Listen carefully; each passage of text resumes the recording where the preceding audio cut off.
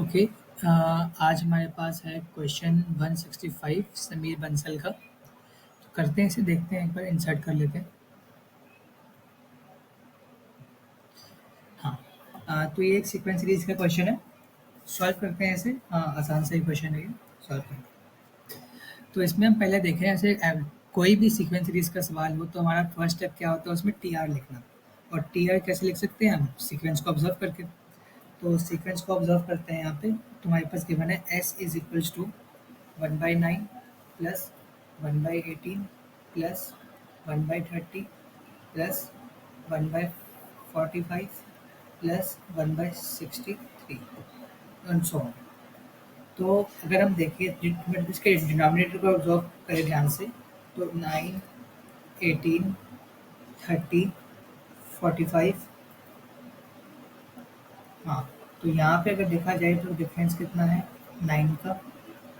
यहाँ पे अगर डिफरेंस देखा जाए तो कितना है 12 का। यहाँ पे अगर डिफरेंस देखा जाए तो कितना है ये 15 का। तो हम यह कंक्लूड किया हमने यहाँ से कि इसका जो फर्स्ट डिफरेंस है वो एपी में है। इसका जो फर्स्ट डिफरेंस अगर एपी में है इसका, तो हम आगे की कहानी कंटिन्यू कर सकते हैं। तो इसका जनरल टर्म हम डायरेक्टली लिख देते हैं। It would be of the form A R square plus B R plus C. क्योंकि अगर जब भी हमारा फर्स्ट डिफरेंस एपी में होता है तो हम जनरल टर्म एक क्वाड्रेटिक इक्वेशन लिख सकते हैं आराम से। लिखा है इसको। और हमारे पास T1, T2, T3 की वैल्यू है ही।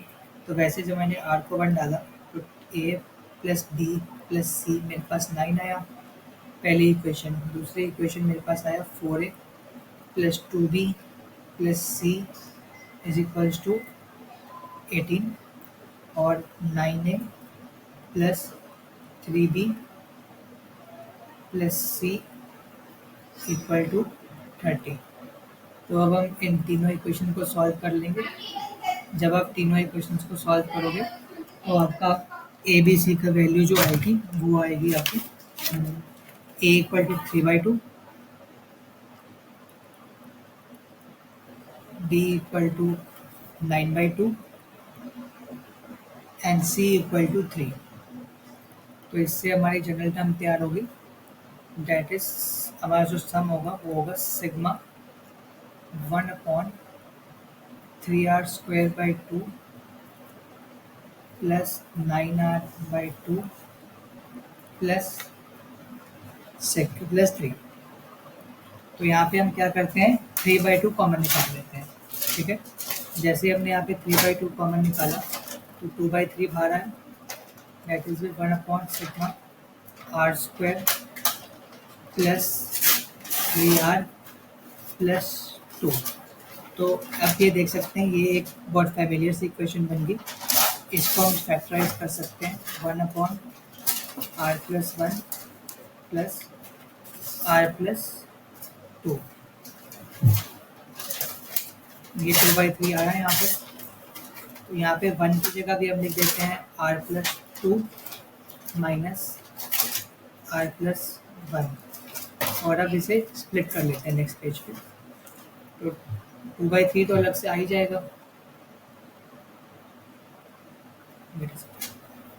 2/3 तो अलग से आ ही गया है।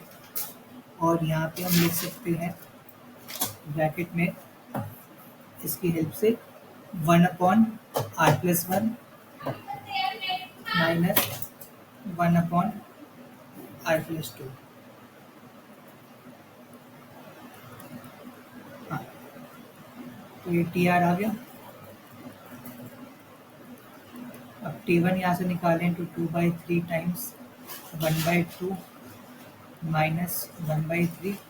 सिमिलरली यहाँ पे आएगा 1/3 माइनस 1/2 और nth टर्म पे आएगा 1/n+1 माइनस 1/n+2। तो हमें डायगोनल कैंसिलेशन दिख गया यहाँ पे, जो कि ऐसे हो जाएगा। यहाँ 4 है ऐसे ऐसे ऐसे। तो ये आ गया 2/3 इंटू 1/2 माइनस 1/n+2। और अगर limit n tend to infinity है तो ये वाली टर्म 0 हो जाएगी और ये 1 2 से 2 चला जाएगा यहाँ पे, तो हमारा आंसर आ जाएगा 1/3। ये हमारा फाइनल आंसर है इस क्वेश्चन का। होप सॉल्यूशन अच्छा लगा हो आपको। अगर कुछ भी नहीं समझ में आया तो आप कमेंट कर सकते हैं। इसको मैंने अलग से सॉल्व करके रख लिया था पहले से। इसको सॉल्व करने में एक डिफ़िकल्टी को तो बता देता हूँ कि हम 3 में से 1 को माइनस कर लेंगे और फिर 2 में से 1 को माइनस कर लेंगे। ए और बी में 2 इक्वेशन आ जाएगी और ए और बी की वैल्यू कंप्यूट हो जाएगी और फिर उसको यूज़ करके हम पहले इक्वेशन में डाल देंगे तो हमारे पास सी की वैल्यू 3 निकल आएगी। तो इससे हमारे ए बी सी कंप्यूट हो जाएंगे। तो इसका जो आंसर हमने निकाला वो निकाला 1/3।